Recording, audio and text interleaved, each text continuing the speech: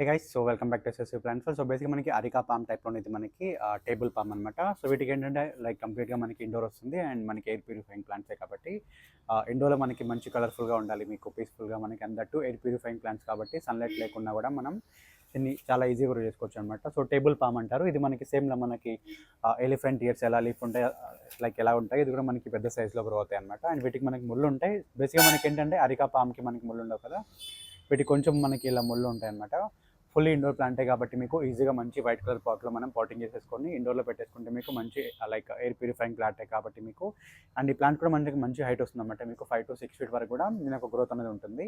So offices మీద మీకు ఎక్కడైనా మనకి మంచి కార్నర్ స్పేస్లో ఎంటీ స్పేస్ ఉన్నా కూడా మనం ఇలాంటి ప్లాంట్ మనం చాలా ఈజీగా గ్రో చేసుకోవచ్చు అనమాట. సో దీని కాస్ట్ వచ్చేసి మన దగ్గర మీకు 120 రూపీస్ ఉంటుంది. టేబుల్ పామ్ అంటారు. సో బేసిక్గా మనకి ఇండోరే కాబట్టి మనం ఈజీగా మనము సన్లైట్ లేకున్నా కూడా మనం గ్రో చేసుకోవచ్చు అనమాట.